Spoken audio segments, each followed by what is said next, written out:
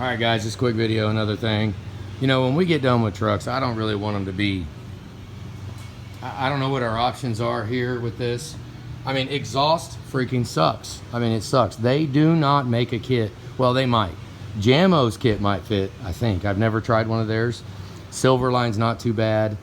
MBRP is absolute freaking junk. I mean, it's junk. I mean, look at the angle that thing's on. You can't really see from the video. Let me walk back. Look how low that thing is on the ground. That's where it sits. That's ride height right there. That is ride height of the exhaust. Now, you look up here, it had to be, they had to put wrap on it where it touches the shock. Okay, it goes up and around. They got a muffler on it. A little pass-through muffler. It's probably a quick one. Looks like it's been leaking. Black streaks, not bad. Ran it to a catalytic converter. Okay, the catalytic converter probably complicated it, I'm sure, in their setup. Focus. Because they got the bend going down right here. But then catalytic converter, and then look right here. Look how close that is. Look at that. You cannot get your finger through there. You can't. You can't. You can't get your finger through there. Okay, it's close. I wrapped it up on the transmission mount. It's. I mean, let's look at the real, at the honest. I mean, this bend didn't need to be here. It could have been up a little bit more, and it would have pulled it away from there. I mean, these trucks are all identical. They're exactly the same. Well, most of them. I mean, well, you know, 350 crew cab short bed is, I mean, they're all the same. So they put that bend in there that made it go close to here. There's, I mean, yeah. And then that is probably has just about a hole in it where it rubs on. That's a very common rub point right there on those two bolts on the transmission cross member. Common. And then one thing that always happens is, I don't know if the flares aren't enough or if they cut the pipes too long, but we are constantly, we'll take these bolts out, we'll take the U-bolt out, and then we'll try to get this, the outer pipe, as far up in the downpipe as possible. That will give us more room right here. But with this exhaust setup, it will bind all of it up because of that bend going down. Now, once you tighten these U-bolts up, I mean, you might get lucky every now and then be able to move it, but once you tighten it up, you can take the bolt off.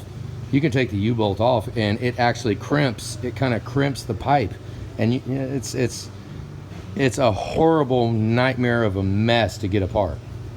So, I mean, you know, look how close that is to the transmission dipstick. I mean, you know, we don't. So this is a part that I kind of don't really like. I mean, it bums the heck out of me because I don't, that's not leaving like that. That cannot leave like that. It's got to be better somehow. So ideally what needs to happen is we need to rosebud this right here and bend it up. Bend it up so that that goes up even an inch or two, goes up, and then possibly loosen that clamp up and twist that back pipe with a bend, but it puts the catalytic converter either this way or that way.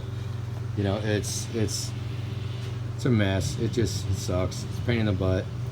Because right now, yeah, it's not so bad.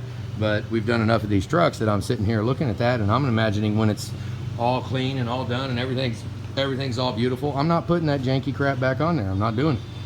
So, what a drag. So I don't know if we just go with a whole other set of exhaust, which honestly, I have absolutely no recommendation on what brand of exhaust to put on. I don't sell exhaust here. I don't push exhaust. You know, we're not one of them shops that says, oh, put a 4-inch exhaust and an air filter on it. And you know, like there are a lot of places out there on this freaking planet that you pull your truck into their shop. First thing they're going to do is throw a monitor, throw a tuner on it, throw a S&B air intake on it, which I ain't got nothing against S&B, whatever. But throw an aftermarket cold air intake on it, throw some exhaust, throw a tuner on it, and there you go.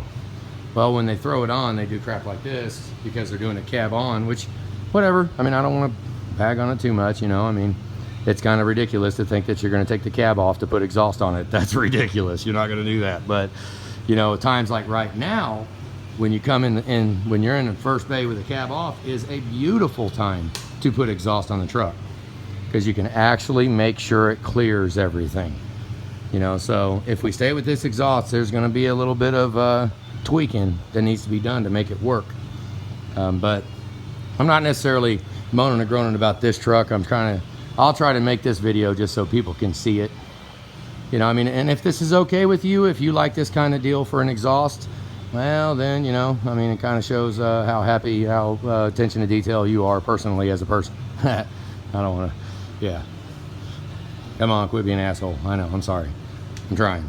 But this is just, there is not a scenario in the world that would have me putting this exhaust system on my truck. Not a chance in hell. No. I'd rather throw it in the freaking trash and stay with stock. But like I said, I mean, I put a couple silver lines on. And those were okay. They're not perfect. I mean, I have yet to see an exhaust system that's actually perfect. That fits, well, like factory. You know, factory exhaust freaking fits, but they're mass producing these and they're making them so you can cut flanges out for crew cab, for extended cab, for standard cab, for long bed, short bed, you know, all that stuff. They got to make them universal. So by going with the universal style exhaust, even though it's for an 04 Super Duty, does not mean it actually fits. So freaking drag. But we're tearing it apart. I'm just taking stuff apart the front, and now I go to the back and start getting the exhaust and the exhaust manifolds and all that stuff off. But yeah, I mean, aftermarket exhaust severely bums me out, just because you know, the concept, absolutely, concept is perfect. I absolutely understand the concept, but implementation is piss poor. They just, yeah, but it is what it is. Thought I'd show it. All right, guys, have a good day.